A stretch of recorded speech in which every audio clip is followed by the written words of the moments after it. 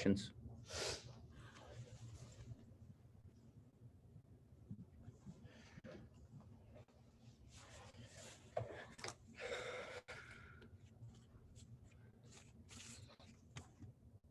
y'all doing?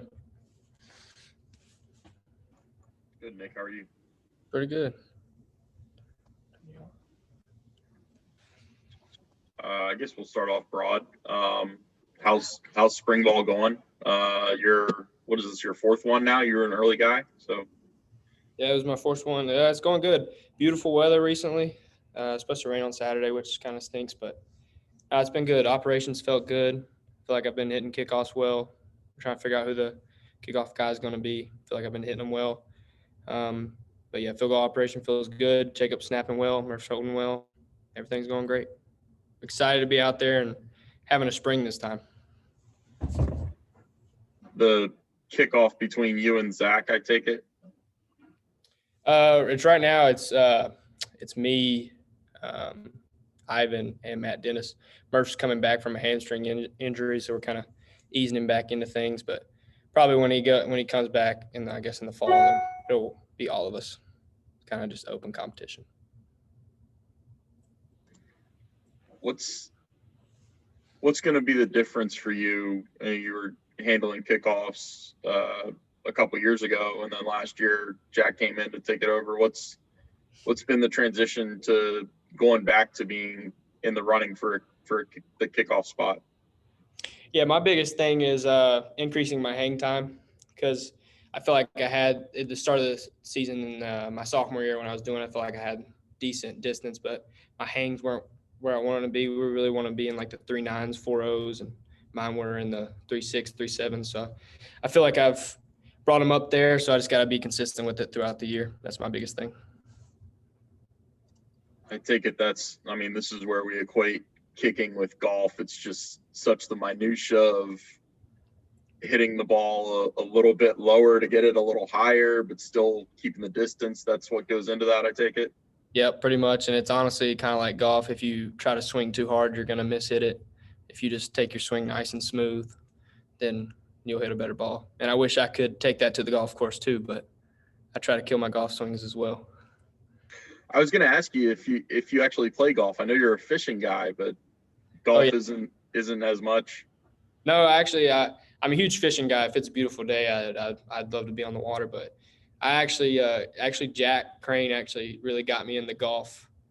We used to go to the the driving range or go play, and he really got me into it. He's pretty decent, so he's helped me, give me a few tips, and actually it's fun.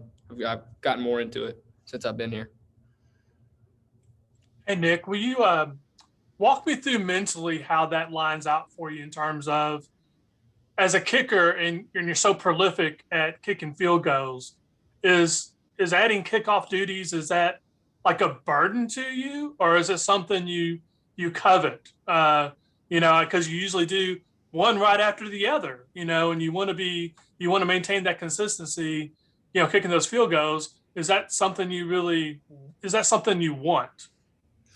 Yeah, I absolutely want it, because in order to go to the next level, I need to be able to do both. And actually, my sophomore year, which I had my best year kicking field goals, I started out kicking off and kicking field goals. So I feel like it won't affect my field goals, hopefully.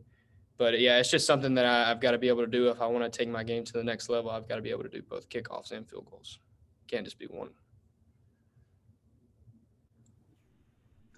Nick, can you talk to us a little bit about your off season and what your training regimen is? I guess there's probably a fine line between kicking too much and kicking just the right number so that your leg doesn't fall off, right?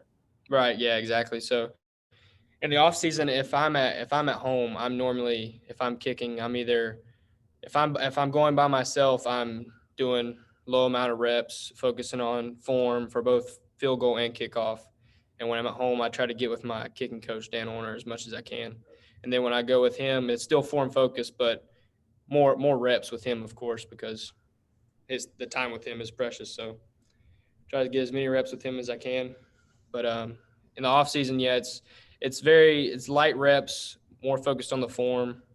And I'd probably say when I'm at home, I'm probably 3 to 4 days a week, more leaning towards the 3.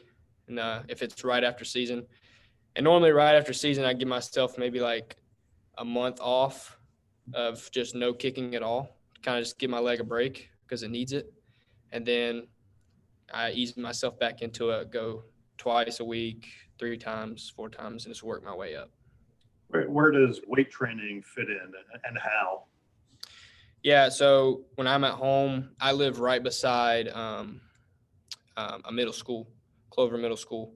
And so I would go in there and lift.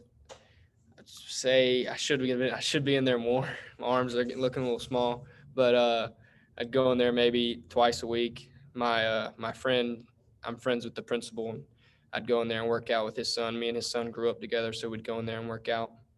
But yeah, but a lot of stretching, more stretching than anything. Every night before I go to bed, I'm stretching and either on a roller or doing something. I just purchased a Theragun, so I've been using that a crap load. Is that the thing that like punches your muscles? Yeah, like a little gun. How about leg lifts? I mean, do you use a lot of weight on your legs? Yeah, so if I'm going in to the weight room, I'll probably it depends if I'm going to kick that day or not. If I'm going to go in and I'm going to kick after I lift, I probably won't do much legs. But if it's a day where I'm not kicking, I might squat a little bit or do lunges or something like that. Or even if it's body weight squats or band squats. You mix it up a lot so you don't get bored. Yeah, I try to do all kinds of different things. Maybe throwing a little cardio there, run around my property at home. I like to do that. I've always liked to do that ever since I was younger, back in my soccer days. Nice. Nick, when I was out there for pro day, I noticed that your little half grass field is gone. Now that's a full field. Did that take away the little field that you guys would have for basically the entire practice? Nah, it's actually really nice having that grass field. I tell you what, because now if they're down on that end, we have the field goal, and that's how it's been a little bit here and there. So now I can work on the grass and on the turf, which I like. And we've been mixing it up every day here at practice. We've been going go turf one day, grass the next, turf one day, grass the next, because I like to mix it up because it's definitely different kicking on both of them. And now we don't have to worry about hitting balls into construction, hitting a dump truck or something. Yeah, I don't remember that happening too often. No.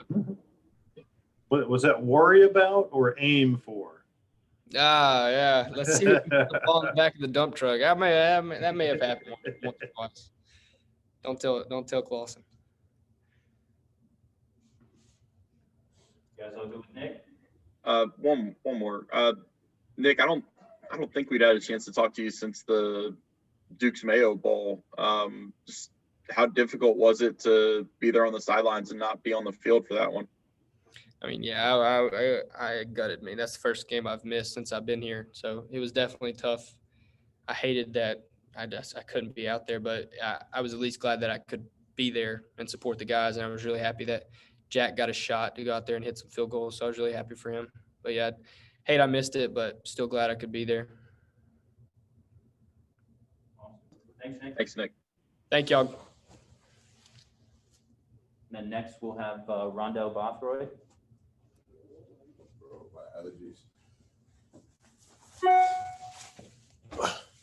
We'll open it up for questions whenever you guys are ready.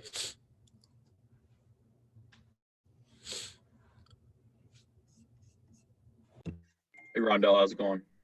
Pretty good. How are you? Good. So we'll start as broad as possible. How's your spring going? Pretty good.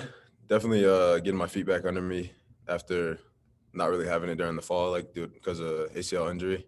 We're working hard as a team, I think. Little new installs, and we're all learning, getting better every day. It feels pretty good to be out there. Good weather, all that. Look at the defensive line, and there are obviously still a few older guys with Sue and Miles and Tyler. But are you now all of a sudden one of those older guys with them? I'll look around, and you're getting up there.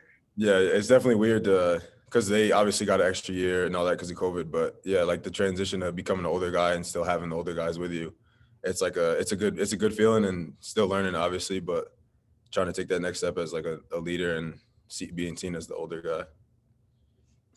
Are you more of a vocal leader, or are you more of a lead by example type? I'm not the most vocal, but I've been trying just like to help the group out, help the D-line room out. But I'm more of a example guy. Who is the vocal guy on the line? I'm not gonna lie, we're all pretty quiet, but definitely Sue's a vocal guy. Me and Miles like try to be, but we're both quiet. Yeah. I heard you say before you came on, allergies, are they killing you like everybody else? Yeah, they're crazy. Pollen on everyone's on the bags and all that is crazy. Yeah. But you don't need to breathe when you're out there. So. Oh yeah, no, I don't need that.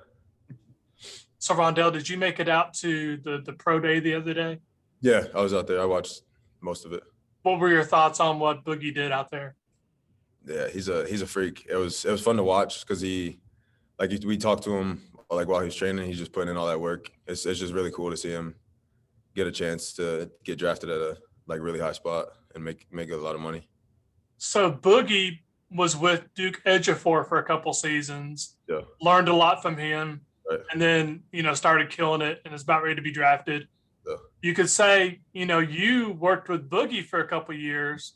Are you kind of the next guy?